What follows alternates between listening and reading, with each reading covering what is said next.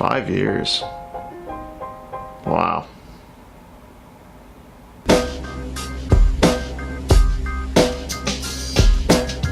So this week at IGN, it's the place I work at, I happened to notice our anniversary board, and on the anniversary board was my name posted saying 5 years that I've worked there.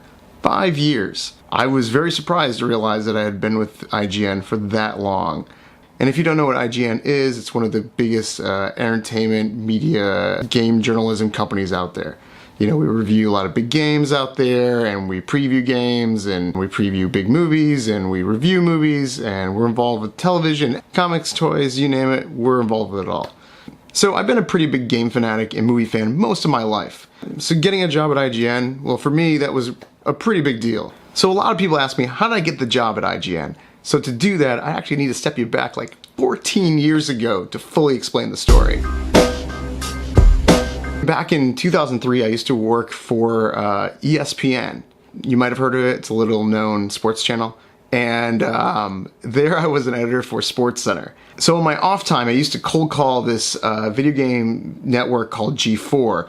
And it was a 24-hour video game network. And I really wanted to get a job there, but unfortunately there was no opportunities for me there. And it killed me. It just killed me. And so I decided just to be insane and use all my money and opened up my own video game store, like a LAN gaming center. And I had that actually for a couple of years. It was called the House of Games. It was great to actually like own my own game store and have kids come in and play, and we got to hang out and talk games all day long. It was awesome. It was a lot of fun. And one of the other reasons why I opened the store was I really wanted to go to this conference called E3. And you could only get in there if you were in the industry. And because I owned this game shop, I was actually able to do that. And it was kind of awesome. That was kind of like the point where I was like, yeah, I did it. Got my foot in the door of the game industry. And so I did that for a couple of years, and unfortunately it didn't work out so well, and we had to close the store. Flash forward a couple of years, I actually had an opportunity then to work at NBC Universal at 30 Rockefeller Plaza as a producer-editor, and there I met a bunch of guys that we got together and we made this like ridiculous video called The Easter Bunny Hates You. And then while we were doing our productions there, we decided, because based on the popularity of that video, that we should kind of go on our own to do our thing. And so I left with them to start our own company called Black 20. At Black 20, we did a lot of crazy content. One of the things I did was run a weekly comedy show called Network. And I did a ton of other stuff at Black 20, including this little ridiculous short called Citizens of Grand Theft Auto. Which was like the alternate point of view of the citizens of Liberty City and all the destruction that was around them. Well, I put the video up, and it turns out we had got contacted from someone at IGN who really liked that video, and it turned out that they actually wanted to purchase an entire series run of it. I didn't expect any of that. I was like, all right, cool, let's do that. So we did a series run of that with them, and then we started doing a lot of other content with IGN after that point on. And even when I was working at Black 20, I tried to get a job over at IGN, but it just never happened. Just never happened. And the Black 20 content was very successful for a while, and in fact we sold a part of the company over to Fox, and then over time I moved on. And then over the next couple of years, I settled down, got married. For a short time, I actually worked at a cruise line where I was their head of production doing their tour videos. It's a long story. And then I had a job over at NBC, local NBC, in their creatives department, so that I was doing a lot of promotional content for them at that point. As a producer-editor, it was a great job, it was great people. In fact, they made me like Employee of the Month 1 month. Everything was going well. In fact, my wife was expecting at that point. And out of the blue, I get a phone call from IGN. Seems that they've seen my listing in LinkedIn and thought that I might be interested to see if they want to talk to them. So I was like, yeah, of course, into IGN. I wanted to work with you years ago, but I'm just humoring the situation. My life is nice and settled and everything's great. So, but sure, let's talk. So we talked, we had a couple phone calls. Things seemed to start progressing, and I was like, all right, maybe this is starting to get a little more serious than I thought. And then I got a call from the guy who actually found my original clip years ago at Black 20, His name is Bernard Ho.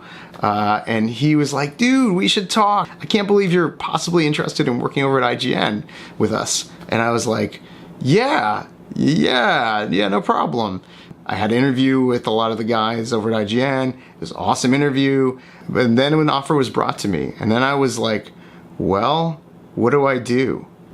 My life is kind of settled at that point, you know, and I got a house and I got, you know, a child on the way and all this stuff.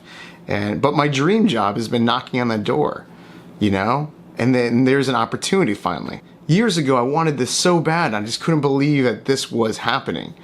So after much convincing to my wife, who was awesome, I love her for getting behind me on doing this, I decided to take the job. And decided to move across country because I live in the East Coast and they're in San Francisco. And I was like, am I really doing this? And I guess that's the case. So yeah, that's why I can't believe I've been there now 5 years. I was brought on as a senior producer for their core video team in the beginning, where I was doing stuff like the Daily Fix, and I started IGN News, and just a bunch of other stuff. And then over the last few years, I've actually moved on to become the senior producer of video development, where I develop big new ideas and show concepts for sponsorships and execute on them.